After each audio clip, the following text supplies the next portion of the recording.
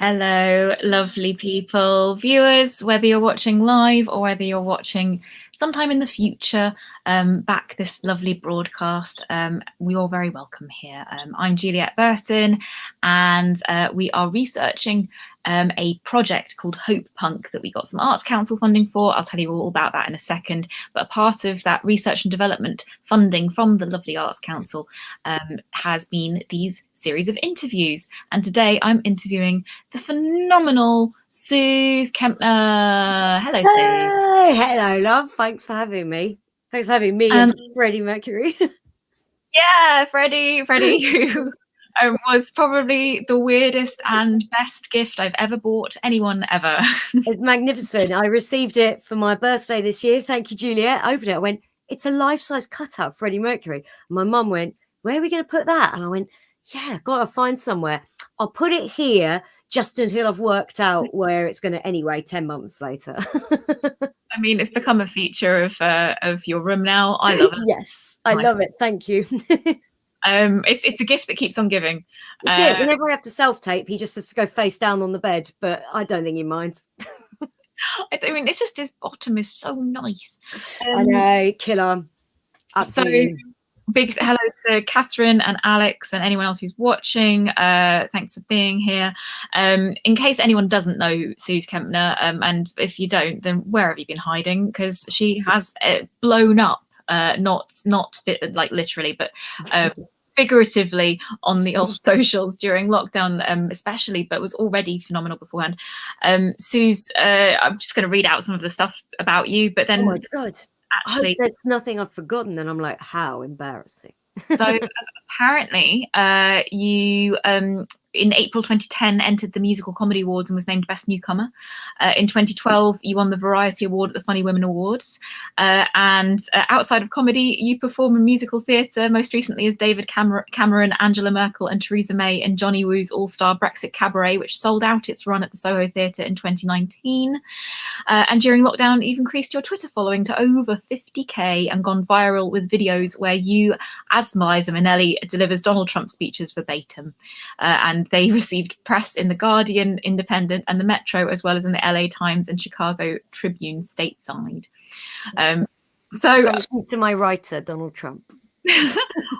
What I love, Sooz, is when I read that, I'm like, yes, but also during lockdown, Sooz is one of the people who kept me going. I was about to say kept me sane. Let's face it, I wasn't sane. How many of us can honestly say we were sane this last year and a half? Like, oh boy, we're going to get onto that later on a little bit, I think. But since lockdown has ended as well, like we've been meeting up for regular.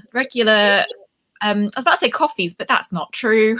Not drinking some real classy Pizza Express. Very classy Pizza Express, where I think the last time we went, I had a 2-for-1 on drinks, and you weren't drinking that day, so you got a free bottle of water.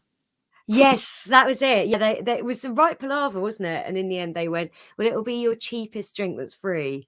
I was like, well, I guess there's mineral water then. And the waiter was really into his running and kept asking me about my trainers, which was, yeah, it was lovely to talk to the waiter as much as I could. But yes, thank you so much for joining me today. I did ask you here for professional reasons as well as because you're my friend. Sooz is amazing and wonderful and super talented, and if you're not already following her on all of the social media, please do follow her, and our lovely Twitch producer Alex will post in the Twitch chat how to do that, but we will also just search for Sooz, Sooz Kempner, spelt how you would probably spell Kempner, online, and go follow her. But Sooz, I've asked you here today because well, firstly, you knew all about Hopepunk as an idea when I came up with the idea, and it was originally a book proposal that then I was like, I think I could do a show along a similar theme. And originally it was meant to be how to find hope when things seem hopeless, but it's gradually changed because earlier this summer, as you know, I had a bit of a meltdown, breakthrough. And with my mental health and with my complex trauma stuff. So you've kind of been witness to that in some ways through being my mate. And that has led me to do lots of research into trauma recovery and actually getting involved in my own trauma recovery, so a more proactive recovery. Because I think up till now I've been banging on Sooz all about mental health, but not actually doing anything to make my mental health any better. Gotcha. Sort of looking in from the outside. Exactly. And I think I was just caught up in the whole like narrative of it rather than actually improving my behavior or educating myself around it. Right.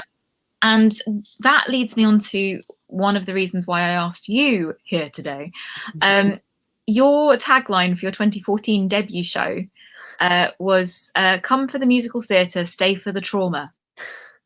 I did say that, yeah. Do you remember? Yes, So right, yeah. that show was talking about your dysfunctional family, frequently stalled acting career, and taking piano lessons from the age of 6 until you were 10. I mean, would start with the piano lessons because I've been wanting to buy a piano for a while now, but let's focus mainly on the thing that we're here to talk about: trauma and dysfunctional families, because I'm very keen to explore sort of complex trauma, developmental trauma, and formative years. Those formative years where you learn how to attach to caregivers and to other humans generally. So, Sooz, can you tell us a bit about that 2014 show and the real life stuff that led you to do that show? Yeah, so it was my Edinburgh debut. I wanted to do a show. I trained in musical theatre, and I wanted to do a show about trying to get into musical theatre, trying to get into what I was, for the purposes of the show, was saying was my dream show, Wicked. And the show was called Defying Gravity. I peppered songs from Wicked throughout the show, like sections of songs from Wicked throughout the show, while also presenting me, essentially. And at the end of 2010, my mum finally left my dad. At the beginning of 2011, actually, my mum finally left my dad, and the last thing he'd sent before she left was a 7,500 word email that he'd written on his iPhone, because he was away at the time. He's an actor and he was on tour, and he'd written like this 7,500 word insane email that was really weirdly written because it was on an iPhone, but also like you could tell he was losing his mind in the email.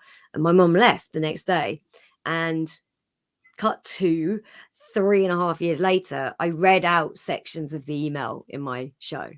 And I was like, you go, well, I can't really, you're only hearing my side, so here's his side. And I'd read out the email. Wow. How did that go down with the audience? Amazingly, because I hadn't really thought about that. And as I went into previews, more and more of the email made it into the show. I hadn't, because the first show I was so naive. I went, I'll do what I want to do. And I'd been reading out that email to family and friends when it was all happening, and they would all go, oh, and I thought, well, that's something different, isn't it? And a show is an hour. You can't just do a set. So I'd read out sections of the email and similar reaction in previews. But what was amazing is the amount of people who come up to me after the show by the time we got to Edinburgh and would say, my mother had the same relationship with her father, or, oh, my father had a similar relationship with his mother. And people who had literally gone through it themselves as well. And they said, well, I haven't actually spoken to my dad in 30 years. You'll be fine. And I went, oh, I see. This is a thing. This isn't like something that I had, and I know that other people have similar things. It was literally, this is a thing that a lot of people go through. And to become estranged from a parent it's really hard. It's fucking horrible. But once I'd come through it enough, I was able to turn the real life experience into a part of a show. Because the idea in all my shows is here's me. Here it is. It's all here. And I can only tell the truth on stage. I can only give the honest account of myself on stage. And that was as honest as I could be in a first show. Well, you and I've spoken a lot about boundaries recently, and we'll talk about it in relation to, say, audiences later on. But in terms of storytelling and boundaries, I'm really fascinated by this, because I had thought myself in my shows up till now, Hey Baldy 3, Buongiorno. That I thought in my shows that I was an open book, and that I was presenting me as openly as I could and honestly as I could. But I've realized that in real life, honesty and openness isn't the same as vulnerability. And Yeah. that vulnerability is something different. And the more that I put in place healthier boundaries, the more I can choose with whom I can be honest, with whom I can be vulnerable rather than honest. But with this topic, with your dad, was this the first time you'd told anyone other than the people in your close inner circle about what went down with your dad? I'd probably certainly the first time I'd ever used it in a set. It hadn't been that I've mentioned my dad on stage in club sets and stuff in the 3.5 years since my mum left. This was the first time it was part of a show, because I don't think I could do it in a 15-20 minute set. You can't encapsulate it enough. An hour show is a very different thing to going up on stage and going, hey, I'm opening the comedy night down at Flamos in Basingstoke or something. You can't, like, you need to give them a club set, and Edinburgh is a very different beast. Yeah. But it was still funny. Well, with regards to your dad, because I've heard quite a bit about him, and I met your lovely mum as well. And I'm going to ask you questions, but again, if there's any questions I ask that you're like, hey, boundaries, Juliet, you know about this now, then feel free. I will respect your boundaries. But let's see how far we can push them. That sounds so intrusive and so unhealthy, given everything that I've worked on this summer. How far we push those boundaries. Everyone feels safe. Everyone feels safe. Good. So yeah, no, but because your dad is an interesting character. I've never met the guy, but I feel like I know him from other experiences that I can draw upon in my own world. How would you describe your dad? I know that you're estranged from him now. Yeah, I can. It's weird. I can describe the situation better than I can describe him, which is something I hadn't thought about before. He was always, when he was in a good mood, it was great, but it was like a big relief. And when he was in a bad mood, I didn't see the likes of anger like that on TV and film. I never saw anger and rage replicated to that extent in an acting performance. Does that make sense? Yeah.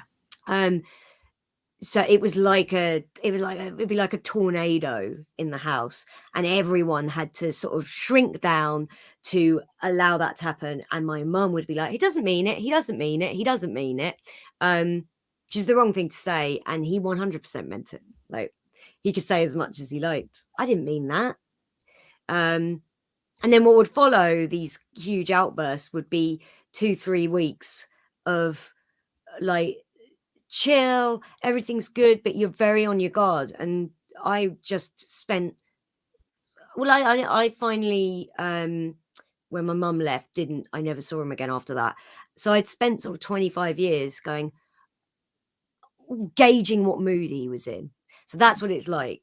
But that's describing the situation. It's weird. I'd swear, like, I don't feel I can speak for him, but I know what the atmosphere was like, and I know what your experience of it. That's the thing, isn't it? And yeah, you can talk about your experience, and that's your story. You can't speak for him. You can go through. Believe me, you can go through decades of therapy trying to unpick somebody else's issues rather than focusing on your own. But as soon as you, well, I was about to say you drew the boundary, but your mum drew the boundary, and you've subsequently drawn your own boundary from that. It was like I was allowed to from then. I kind of had anyway. I kind of started doing that anyway. How had you started doing that?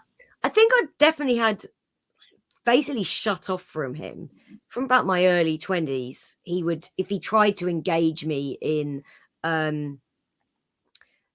confrontation, he would go on until I'm not much of a fighter, in like, there's never any point shouting back at him. That's not a thing that I ever felt It never felt like I should do that or I have to stop myself doing that. I just didn't do that. So it would just be, he would tell me all the bad shit I did until I cried. And it just got to the point where I didn't anymore. From about my early 20s, I would just sort of be nodding, and it was weird. It was like it's like, and it's not, I wouldn't even say it's like, oh, to protect myself, I left my body. It's not that. I just was kind of just going, it becomes like balls of paper bouncing off. You go, yeah, you think all that. Yes, I disappointed you when I did that. Yes, that's terrible. And then he started taking to writing. He would type out letters in his home office and thrust them at me. And so I'd have, right, and I'd read a letter. It was like, you haven't achieved anything. And it really disappoints me and it makes me angry. And that's why I'm angry. And I'd be like, I don't know what I did this morning. But I was like 24, 25 when this was happening. And I'd come home from drama school for 4 months till a friend came off tour, and then we were going to move in together in London. So I was home for 4 months, and in that 4 months, things reached fever pitch. It was horrendous, but it wasn't fever pitch as in we were always at each other's throats. It was just like there was no respite from the rage. He like vibrated with it, and then he started going to marriage counselling with my mum. And then the counselling ended and he just went berserk again. And then he went off on tour. He's an actor. He went off to do a show, hence having to write the email on his iPhone. And these emails are going back and forth with my mum. And then she said, well, if you're just going to carry on behaving like this when you come home, it's done. I'm going to have to leave. That's when the 7,500 words came through. And she left. It was New Year's Day and she left. And I was like, I am also done. He told me I couldn't be at home when he got back off his tour, which was New Year's, like the very beginning of the year. So I'd gone and moved in somewhere else, and someone luckily gave me a roof over my head for a month until I was able to move in with my friend. But yeah, that whole time, it wasn't like that all the time with my dad, but also that wasn't new, you know? Yeah, just to let you know that one of our viewers is saying that this is incredible hearing this. Thanks for sharing. And it is incredible hearing this because I think that part of the reason I'm asking you about it, Sooz, you know this, is that a lot of the reading that I've been doing and learning about developmental trauma is about families and about pervasive abuse. And that might not necessarily be physical abuse. It might be emotional, intellectual abuse, but it's inescapable abuse. When you reflect on the way that your dad behaved, do you have memories of him behaving in a similar way when you were much, much younger? You've spoken about being in your 20s, but when you were, 0 to 10? Yeah. Oh God. I mean, we got a video camera it'd be 89 because I was 4. And he was also was terrible with money, so he paid for a very expensive video camera that we definitely couldn't afford. But we have all this footage of me and my brother as kids, and at one point we're all on the beach. It's 1989, and my mum filmed my dad just absolutely going for me, and he didn't know he was on camera, and like. This footage has existed for 32 years, but I only saw it again, having not seen it since I was a kid, for the first time when my nana turned out she had a copy of this tape. It was 3 hours of stuff from 1 year, 1989 to 1990. She went, I have this. I've put it on a DVD for us for Christmas. We watched it. When it got to that bit on the beach, we were like, I know this bit of footage. I know it really well. But I hadn't seen it since I was a kid, since long before I'd estranged myself from him, essentially. And we all just went, oh my God. But that's what it was like all the time. And Mum said, oh yeah, I don't remember it being that bad at the time because we were used to it. Well, that's something that it happens a lot. And I'm not, keeping healthy boundaries myself, but the fact that there's a secrecy or a family kind of often with complex trauma, developmental trauma, if there's this pervasive abuse, this pervasive behavior, which again your dad wasn't respecting boundaries. He was intruding his emotional dysregulation. It was abusive towards your emotional boundaries. So the I'm not a qualified therapist, but I've done a lot of reading. But this kind of conspiratorial secrecy, where even the person who's in a relationship with the abuser, it becomes normal. It becomes doesn't everybody's families do this? And we don't. And also, if you're growing up like that, what if you grow up in those formative years with this experience of a parent behaving in this terrifying way, then that shapes your brain into expecting the world to be like that. So your certain parts of your psyche will fragment off. So this is not this. I haven't observed this about you, Sooz. You seem disturbingly healthy, which I actually you can't. Have you met my friend?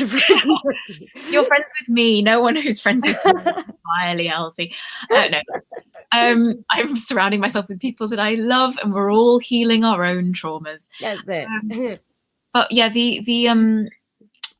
idea that parts of your psyche will fragment off into arrested development moments, but there'll be parts of you that's like an adaptive child. So there's the wounded child, and then the adaptive child that forms, that is trying to become what they think is it's like an adult, and they sometimes will take on board some characteristics of the persecutor. So that might be controlling behavior, or their own sense of rage, or overly critical.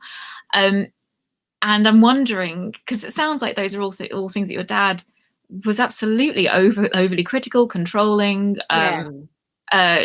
deluded in a way as well. Do you feel like do you recognize the idea of that wounded child, adaptive child, or is there anything that you've done differently that you think means that you haven't experienced that? Oh God, I do no, it makes sense, but again, it's one of those things, because I haven't done all the research, so I hear that and go, yeah, that makes perfect sense. But to me, it's very, I don't know if you have found the same learning this stuff. It's very comforting to know that, oh, this is a thing that has a name, in the same way as I found it comforting during my 2014 Edinburgh run to find out, oh, this thing that I'm talking about on stage, this is a thing. It's not just an anecdote. This has a name and it can be categorized. I quite liked finding that out. So I like finding that out. Yeah. We've got some wonderful viewers. Our Hopepunks, anyone who's watching this, you are a Hopepunk. That's our community that we're gathering together. The Irish Island says, yes, in our house it was normalized. My abuser was a charmer outside the front door, so conspiratorial is a good word. And Catherine says that she's reminded of situations with dad's second wife. Right. So yeah, this idea that it is comforting to know that, oh yeah, this makes sense. You know, this is it isn't that this isn't strange. This isn't strange behavior. This isn't strange outcomes. This is quite literally textbook stuff, right? Yeah. So he couldn't even be original. But the fact that you and your mum then put in place this boundary of stepping away, that's when you healing. I hate that. I mean, it's not. I don't hate that word. I'm just getting sick of tired of using it.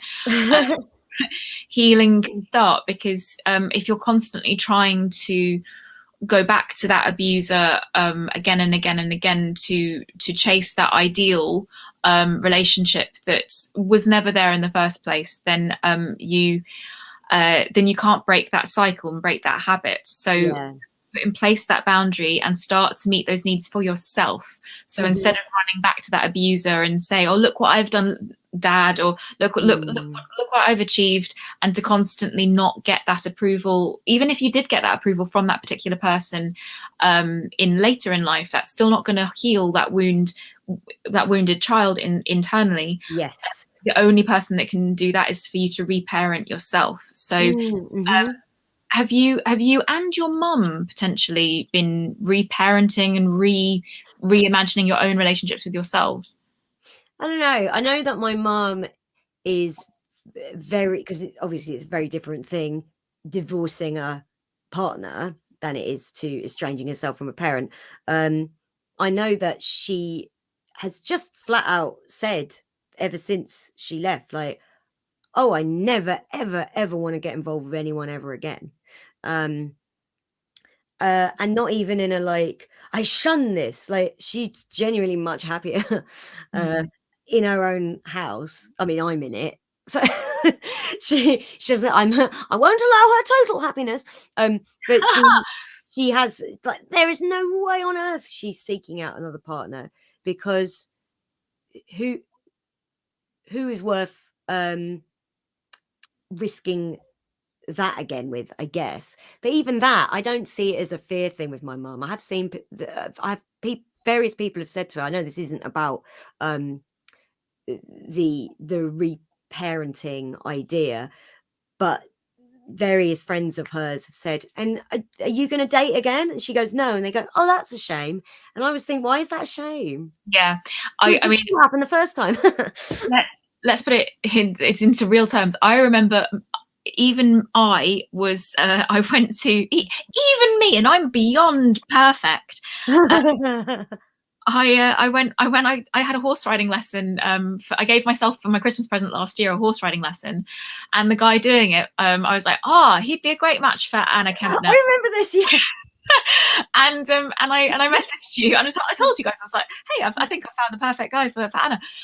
Now I look back and I realize that was modeled for me. I think that my whole life I've been used to the idea of that, and it's a societal thing as much as it is a familial thing, of coupling up and settling down, and that's what one does, and that's what we're looking for.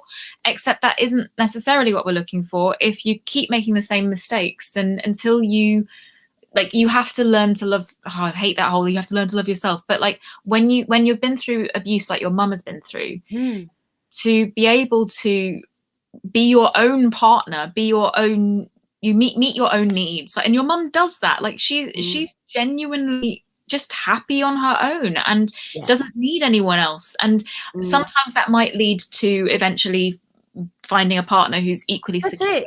Yeah, you don't have to seek them. Exactly. Well, it's the being able to choose someone rather than need someone. That's it. Yeah. And I think for me, I had a really difficult, as you know, I've not been very healthy during lockdown, and my behavior became quite erratic and critical, and anyone who I felt I was close to, I started to behave quite badly towards, and I didn't realize what was happening until they put in place their own boundaries and stepped away. And now I have the freedom to do this work on myself, because I realized it was that there's a lot of wounds I need to heal inside myself. And I'm wondering, I guess, coming back to, well, let's bring it back to what someone, the Irish Island, said, that their abuser has been out of their life for over 20 years, but is alive out there somewhere. So he's still very much in their head and feared. Now, there is this idea, if you've had someone in your life, particularly if it's during formative years, or if it's pervasive, so ongoing, repeated damaging behaviors, that they embody something in your own mind that is like this shadow figure, and until you can vocalize and in a way exorcise that, so vocalize the anger that you perhaps didn't have the words for and didn't have the language, because it might be pre-language abuse potentially, until you have that, you can cast this shadow away, then it's hard to move forward. You need that breakthrough. So I guess this is leading me on to Malcolm, because I'm wondering if Malcolm. So could you explain who Malcolm is for us all, please? Because Malcolm Dempster is a character that I started doing for my 2016 Edinburgh show, which was a character show. I did a character show in 2015, and then in 2016 I went, I'll do another one, and a couple of new characters, and one of them was Malcolm. Malcolm is, I mean, he's totally based on my dad, and it's pretty transparent. Like the intro to him is, this is no way based on Sooz Kempner's father, and it's increasingly obvious that it is. Now, the character had, what would be the best way to put it? Like, audiences did not always get it. Like, audiences it'd be sort of half and half. When people got it, they really got it, and they were like, when they didn't get it, they Home Alone, but when they were like, I don't get it, they would sit there and go, what? Where with me on stage going like, my bloody daughter. And the character kind of, I didn't really do anything with it after that Fringe. I went back to doing stand-up after that Fringe. And then when lockdown happened, I think because my mum has always loved Malcolm. Interesting. Yeah, I know. I think she finds Malcolm very cathartic. She doesn't fancy him. That would be very weird. But she said, "Oh, Malcolm should do a stream on Twitch," because I joined Twitch. I haven't in the last 2-3 months. I haven't streamed hardly at all because I've been quite busy with live stuff. So, you know, high class problem, but I miss you, Twitch. But I was streaming quite a lot on Twitch, and she said, you should do Malcolm. So I went, I'll try it out. And I ended up doing it on Joey Page's, he does a chat show, like a quite absurdist Twitch chat show. And I went on as Malcolm, the oldest man on Twitch was the tagline for that. And Joey was like, oh, I love Malcolm. And then I went, okay, I can do a live stream as Malcolm, and it ended up being such good fun. Like, you have all the people watching, they're all in character asking Malcolm questions, and I found them quite easy to answer because I know the character pretty well. But he's sort of morphed into something else now. Malcolm's become a sort of representative of the clueless, anti-woke mate. I guess he's kind of whatever age you want him to be, but I kind of see him now as mid-50s, meaning he's younger than my parents. But yeah, it's become this thing where I go, oh, I'm going to do a Malcolm stream tonight to my mum, and she goes, oh, great, and then she watches in another room on her computer. It's very weird. I mean, it's I wouldn't call it weird. I think it's probably very natural because you say it's catharsis, perhaps. Yeah, it does. I found it that I find it I love it when they ask a question and I go, oh, brilliant, I know I can really answer this as Malcolm. I know exactly what he'll say. And yeah, I'm quite fond of Malcolm as well, because it's just such a, you know him as soon as I hear you performing as him, like, oh, I know this guy. We've all met one. And he's so, because he's such a tragic figure as well. He's so clearly running away from himself. Like, he doesn't know himself. But he is that adaptive child. And this will bring me back to asking you about narcissism, because this adaptive child, there's so many people who perhaps haven't embraced therapy or working on themselves or embraced self-development, and they might stay that adaptive child right until the day they die. Right. So because of their reenacting their own traumas from childhood and their shame about themselves as a child, therefore they're constantly stuck as that adaptive child, pretending to be the grown-up, and then therefore never breaking that cycle. The other way to break the cycle is what I'm choosing to do, which is just not have kids. That's it. It works. Yeah. I've got enough. I've got enough on my hands. My inner child. She's got quite a lot of parenting needs to do. So I will deal with.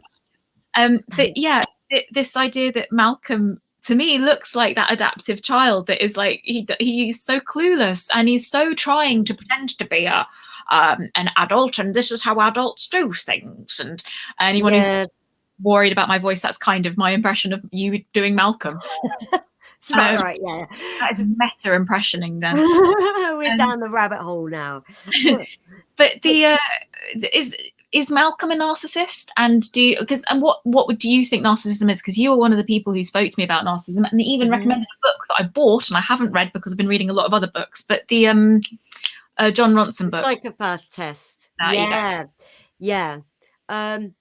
Obviously I am completely unqualified and I don't know how helpful it is to diagnose, you know what it's like when people are like, I'm going to diagnose the mental health condition of this person, and I'm not a professional, and they haven't been diagnosed. So, but I believe that there was a lot of narcissism in my dad, and it's left me with, like, I constantly worry, am I a narcissist? But John Ronson says that everyone worries that they are, except for narcissists. So I'm like, okay. But then I would say that because I learned the behavior. Well, no, I mean, I feel I empathize because my therapist, I've asked her, am I a narcissist? Do I have narcissistic personality disorder? And she said that there's too much empathy. So, if you're, I think, as you said, that John Ronson's right, that there's it's not as simplistic perhaps, but I'm just looking up now the narcissistic personality disorder, one of several types of personality disorder. It's a mental condition, absolutely mental condition, in which people have an inflated sense of their own importance, a deep need for excessive attention and admiration. Hello, comedians. But then troubled relationships and a lack of empathy for others. So behind this mask of extreme confidence lies a fragile self-esteem that's vulnerable to the slightest criticism. Now, what it was explained to me was that narcissistic personality disorder means that you see everyone around you as an extension of you, particularly your family. So if you are a narcissistic parent, then your children and your partner is seen as an extension of you. So that then kind of often fields into that conspiratorial idea of, if they are an abusive narcissist, then they'll want the whole family, when they go out, to present a certain Malcolm of it all, to present a certain way, a certain front. That again, if you're growing up in that environment, then this social standing person, who might be very well liked and admired as an upstanding member of the community, but behind closed doors, there's all of this difficulty and trauma going on. And I guess the question I'm going towards is, did your childhood hold that kind of idea of, there's one way that you behave as a unit to the public, and then another way that you behave behind closed doors? Yes, he would flip out far more at home than outside. It occasionally would happen in front of people, but there are only a few family and friends who witnessed that. Me and my brother were pretty well behaved. We weren't silent Victorian children or anything, but we just weren't very destructive arsehole kids. It just it wasn't really like that. So I don't know.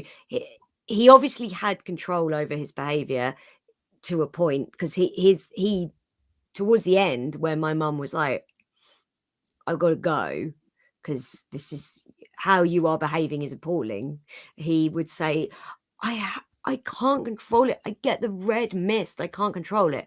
Well, he was always able to control it in front of family friends, you know. He was always able to control it when we were out in public, which suggests it's not something that's uncontrollable. And yeah, I do think he very much had to it was more presenting himself as something in front of people, and he still does that to this day through social media. Interesting, isn't it? The old boomers on social media. But yeah, there's social media.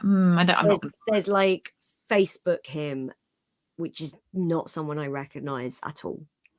Okay, this is great, because you've kind of given me a segue, and one of our audience members has given me another segue, both of which I want to ask you about. So in a second, I'll ask you about social media, because I know that up until doing this work on myself this summer and ongoing, me and social media had a very different relationship, and I'd love to talk to you about that, because you and I have spoken about attachment and social media.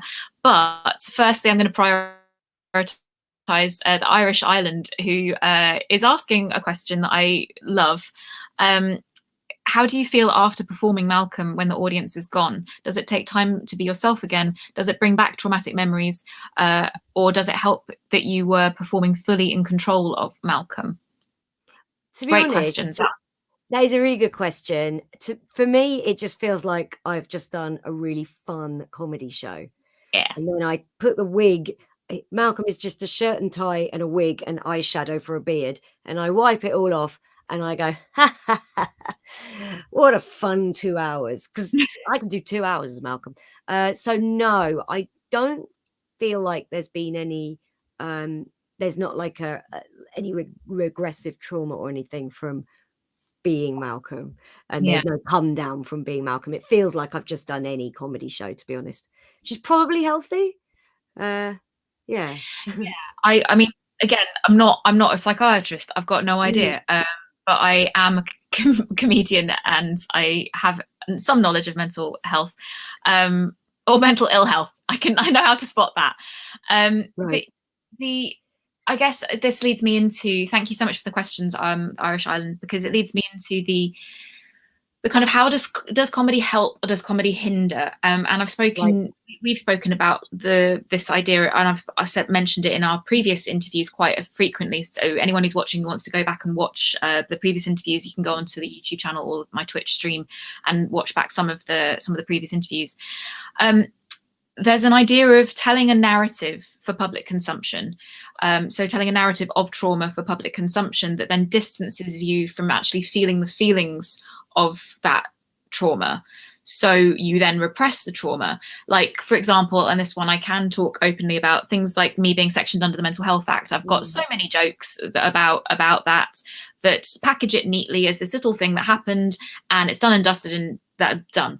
I also went to boarding school and went crazy there because it's fucking boarding school, and like, please don't send your kids to boarding school.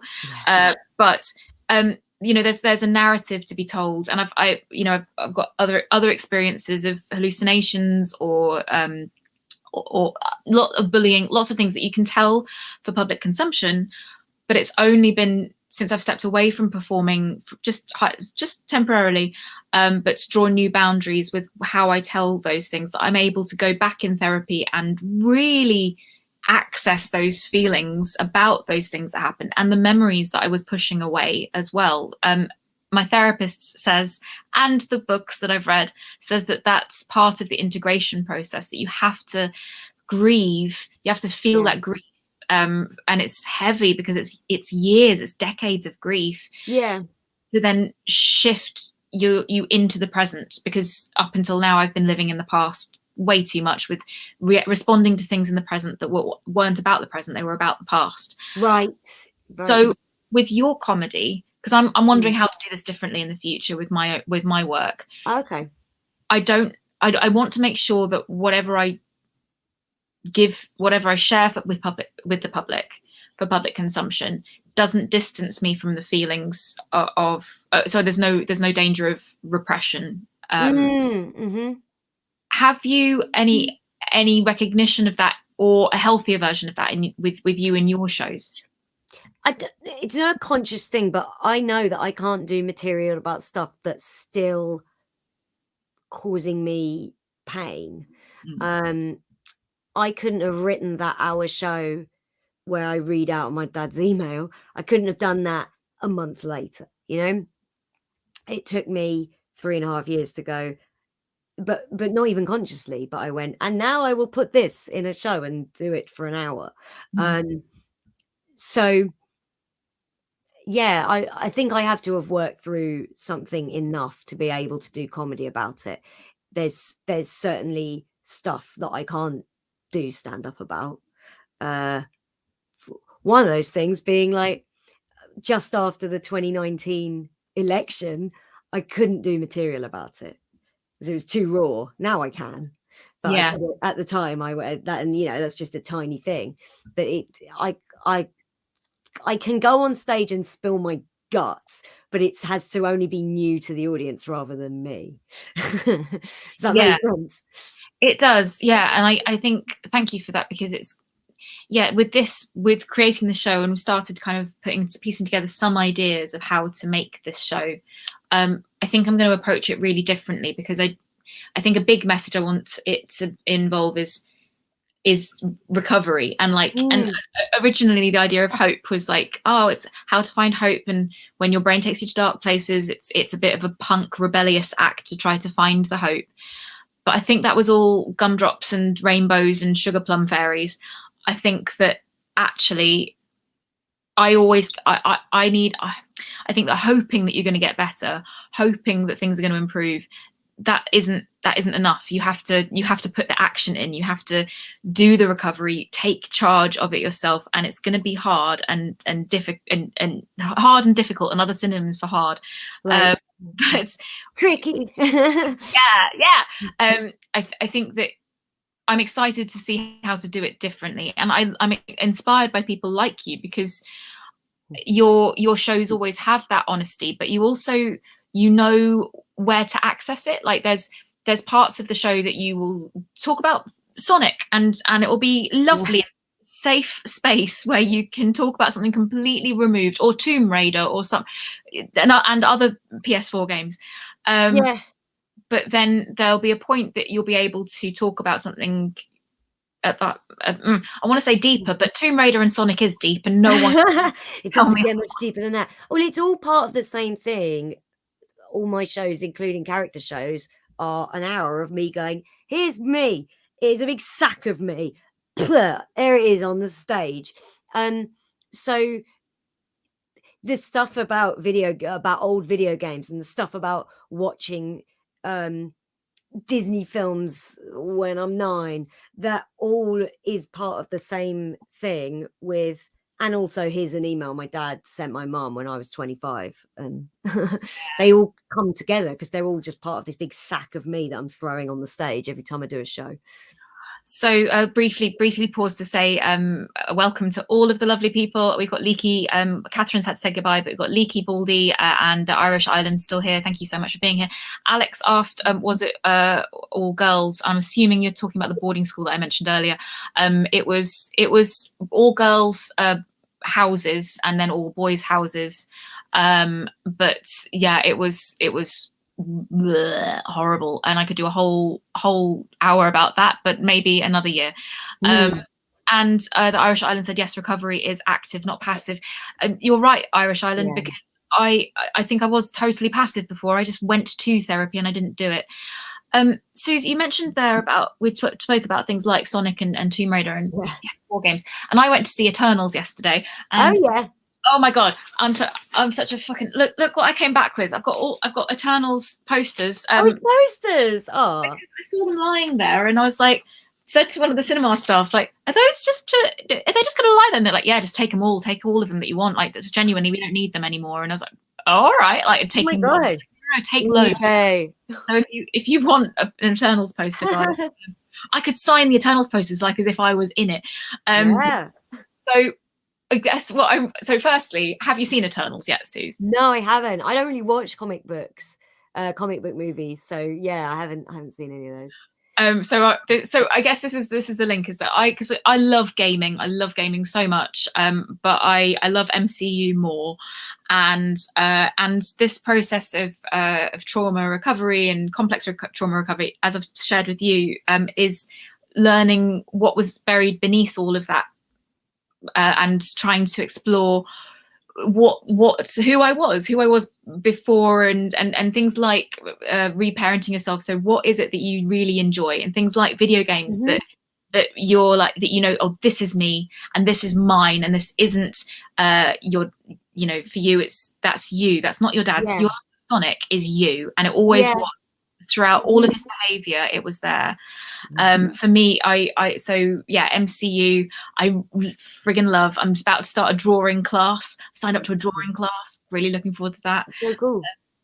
And yeah, dancing and all things that I'm really reveling in, and it's given me a continuous sense of self, and a continuous sense of being able to parent myself better, so make better, stronger, more secure choices, because I feel more secure in my relationship with myself, much like Ms. Anna Kempner, the Queen, to whom we all bow down.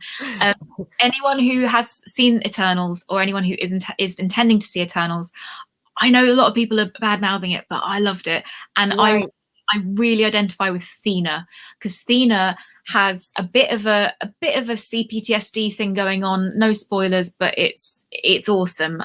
So fully recommend. And I know a lot of people are hating on that film. I love it. It's so brilliant. So I was going to ask you, Sooz, if that rings true, that Sonic is yours, like that. Where are the places you go? This isn't my dad's. This is my safe space. This is me. Yeah, to be honest, most of what I do, I kind of feel like that about. Like, when I first started doing stand-up comedy in 2009, that's what I felt. I was like, this is a thing that's just mine. And he can have all the opinions on it he likes, but it's just mine. So it's immaterial. This isn't his thing, it's mine. And I'd been doing comedy less than 2 years when I became estranged, the decision was essentially made for me and I was set free. I'd been doing comedy less than 2 years, and at no point had I felt like he is infringing on this at all, because he couldn't. So the entirety of my comedy career feels separate, despite the fact I've done a character based on him, read out his emails in shows. I need to come and see some of your shows. We should, can we please do a work in progress show together, so I can study what it is I need to learn from you again. We're coming towards the end of the hour. Leaky's asking whether we're going to talk to Bethany Black. I would love to. I think we've asked, but I'll ask. Alex Watson, could we please let's ask Susanna, our amazing producer, whether we can chat to Bethany as well. But for now, we're chatting to Sooz, and the next time. For now, I'm talking to Sooz, and we're talking about we've been talking about abuse, we've talked about narcissism, we've talked about creating comedy from it, and I mentioned earlier about social media. Yes, yeah, because you and I had a really interesting chat about attachment disorder and social media. So anyone who's watching who isn't aware, so attachment theory is the idea that all of us have an attachment style, and you can be secure, which means that your childhood needs were generally met, and your parents were attuned to your needs. You can be insecure, anxious, or insecure, avoidant, or you can be disorganized, which is a combination of anxious and avoidant. Anxious would be if you, as a child, some of your needs weren't met, and maybe there was some neglect or abuse, and then you, as an adult, you become very overly anxious about somebody else not loving you as much as you love them, or in friendships, that, but paranoid about what they think about me, or if you're avoidant, then you, as a child, were perhaps overwhelmed, or again, some form of neglect or abuse where you were taught your needs didn't matter, or you had to perform a role of some kind. So then as an adult, you fear intrusion and overwhelm and engulfment. So you have more rigid boundaries and you might appear to be more distant. And a disorganized attachment is a combination of both of those things where you exhibit both of those. Now, social media and boundaries and attachments, Sooz, you've hit over 50k. How many Twitter followers have you got now? Oh, should I look at the official total? Yeah, why not? Like, it's like a lottery. 60,505 weirdos. Hey, and one of them is me. Yeah.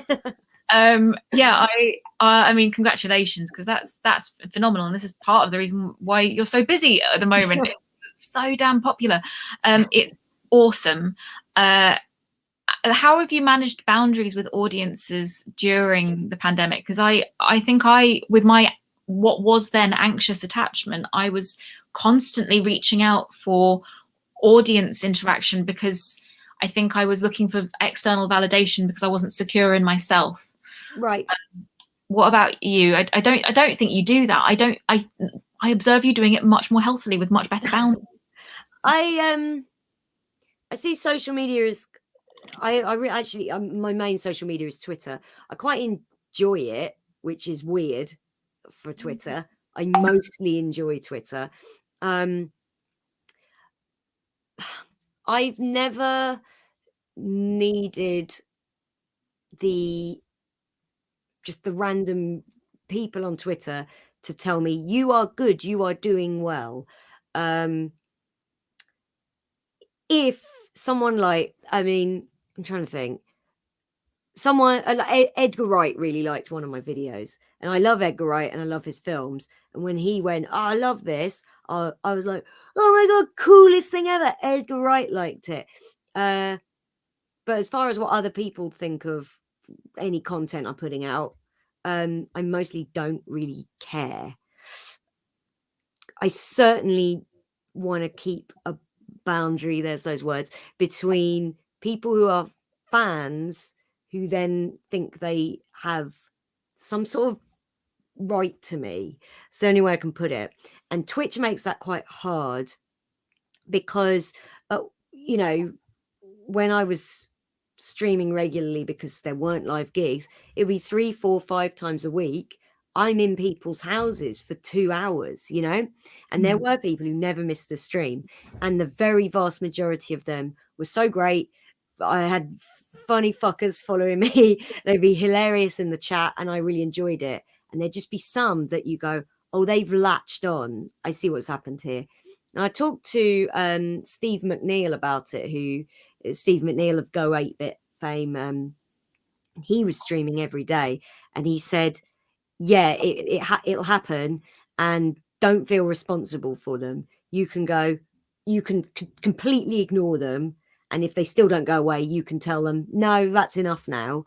He said ultimately they will just move on to somebody else, and that was quite a relief. But then I felt a bit guilty because I was like, they're just going to go bother some other girl. But I had one in particular where I had to make a file of all the contact he made with me.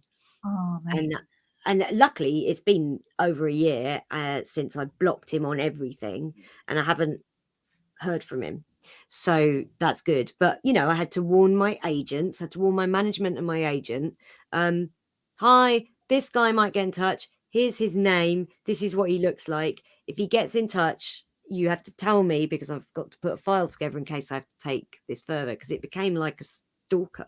Yeah. That is something you have to nip in the bud quickly, because I could have done quicker, but I was ignoring him for a while before I had to go, fuck this, and block him on everything. Well, this is the thing is, firstly, I'm so grateful that for your friendship and this community that you learn from people asking other performers, how do you deal with this? What do you do? And I've asked you how to deal with it, like with some of the Twitch extreme experiences that I had as well. And then that led to when we were creating this project Hopepunk, Alex, I asked Alex, the amazing Alex Watson, thank you so much for being here, Alex, whether they would be the Twitch producer, because it's having that boundary, that buffer. And Alex has put in, I don't know what magic Alex has done, but Alex has put in so many incredible things to mean that we're not allowing people to engage with us in a way that was anything other than healthy and happy. So everyone who's currently watching this, you've passed all of the magic. I feel like Alex is like a wizard gatekeeper who is standing there with the staff and like, you shall not pass until you've answered these questions 3. Are you a dick? No. Are you a nice, good human? Yes. Will you respect the stream? Yes. Great. Then come on in. So yeah, Alex, thank you so much for doing that, because I think that we're just going to go slightly over an hour, just for anyone who's keen on time. Who's a fan of time. We're going to go a little over an hour just so that you can enjoy time a bit more. There was a couple of experiences that really rattled me, because I didn't know, I know how to handle a heckler in real life, and I know how to handle a creep after a show. And if it's a physical show, you can leave, you can physically run away. And again, going back to that trauma thing, if you can't physically run away from something, then you've got that fight flight response in your body. And for me, it was like this horrible toxic environment that was, you can't run away from the lockdown, you can't run away from the pandemic, you can't run away from all these deep repressed memories that are coming out in nightmares I was having, and muscle pain and things, and you can't run away from the people with unhealthy boundaries, whatever you want to call them, on social media or Twitch. And the more that I was seeking that external, do you remember so Sooz and I went to this awesome talk at the South Bank Centre about social media called The Disconnect, and I bought one of the books, mate. I bought the book. Yes. Yeah. So I'll read it and pass it on to you if you want. Thank you. They were great, weren't they? It was 3 awesome women. 3 amazing women. And one of them used the term mirror science. And I've heard about the mirror self because of attachment disorder reading that I've been doing. Right.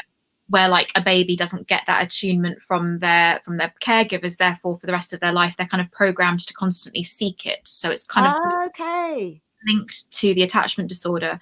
But then they spoke about this mirror science with social media, where it's not just followers or friends on Facebook or Twitch subscribers. You can subscribe if you want, guys. But it's also the algorithms and this constant like cataloging of our lives on social media. So you have, to me, because I got very discombobulated by Twitch, Twitter, Facebook, Instagram, TikTok, Slack, House Party. The list goes on. There are so many, But you seem to have this kind of very cool about these, not just boundaries, but almost like self-regulating rules that you apply of how you interact with people, and I really respect that. And I'm wondering, how did that come about? Is it through trial and error or from learning from other people? I don't know. I've just always had this thing where I go with Twitter, because that's the one I use most. I go, if it starts to really annoy me, I'll walk away from it. And it hasn't happened very often. It's normally about politics that doesn't concern me personally. If someone's personal with me on Twitter, it doesn't usually do anything to me. I sort of get off on the fact that they're so angry they're getting personal, and I'm just kind of like, oh look, you're so mad. When it's about, God, to be honest, it's when it's about bloody something to do with social justice, and I get furious on behalf of like trans people, because the transphobes on Twitter are a different breed. They're out of control. And if I find myself getting really angry about that, I'm able to tell myself, if this is making you too mad, you can just walk away. Because I'm very lucky. I'm a cis het woman. I can close my laptop, go down the shop and not look at Twitter. No one's going to be transphobic because I'm not trans. So I'm not going to suddenly walk into some transphobia.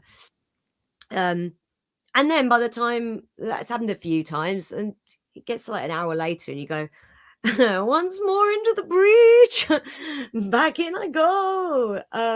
So I think it's just that. It's a case of like, I know I can walk away from it. And as a result, I don't feel trapped in it. And as much as it is a bit of an addiction, I also enjoy it. Like, I do enjoy Twitter. I think the difference is because the difference between you as I've observed you and me as I was before doing this work on myself was right. I think you know yourself really well, and you give the impression of knowing where your limits are, where your boundaries are. I mean, it's kind of almost linking back to you talking at the very start about your mum leaving your dad. You know, she did do that. Yeah. If that was modeled for you at any point in your you were in your 20s when Anna left, and that it teaches you that you can do that. You don't have to put up with something. Whereas if there were a similar situation to your dad, your mum Anna, and you, where your mum hadn't left and just kept saying, well, you know, he does love us. He just has a funny way of showing it. You know, marriage is it's sanctified, and we don't walk away. Then that is another model of like, well, then where are the boundaries? Where are the limits? If we're not allowed to escape this situation that is hurting everyone involved, then and we're just going to keep it secret and stay ashamed internally, because if you can't be angry externally, it turns into toxic shame. Then you don't know how to leave a situation that isn't healthy. And I think maybe not strangely, but having consistent friends like you, Sooz, and other people in my life that have kind of been securely my friends, securely attached. There's no anxious or avoidant, just they're there consistently. And then taking that step away from social media, and I was like, okay, this might be extreme boundaries that I'm putting in place, but I've got to go and do some work on myself. I'll be back in a different way. I don't know when, but do it, taking those stances of let's do something completely different and see how that feels. It's a scary thing to do, isn't it? To suddenly go, I'm going to do something totally different. I'm going to approach this in a totally different way. It can be exhilarating, but that comes with like, oh God. Yeah, it definitely did feel like, oh my God, I don't know what I'm doing.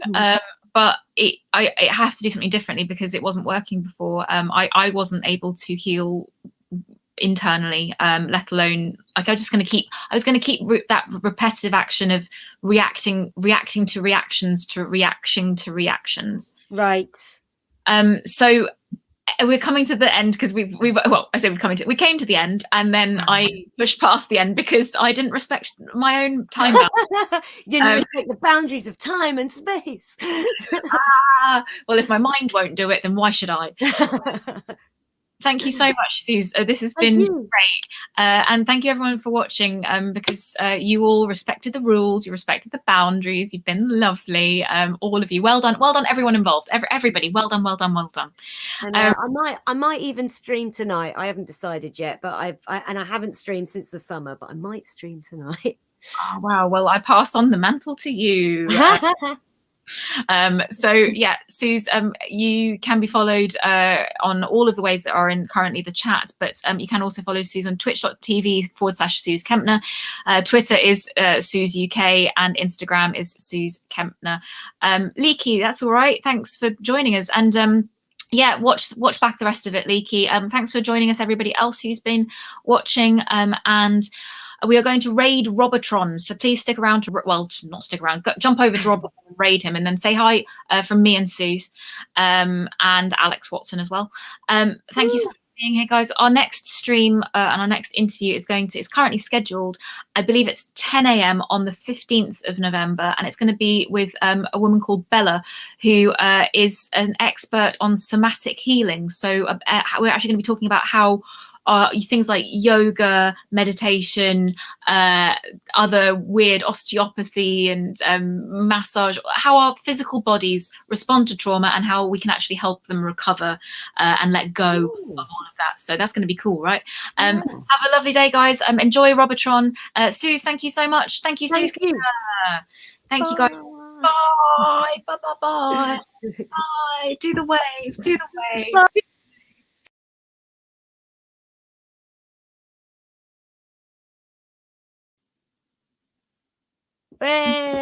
Oh, would you look at that? That someone's just raided us just as we ended it. Oh, really?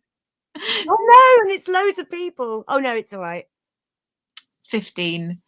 I see. It's my thing has just gone like it's on Robotron now. Oh right.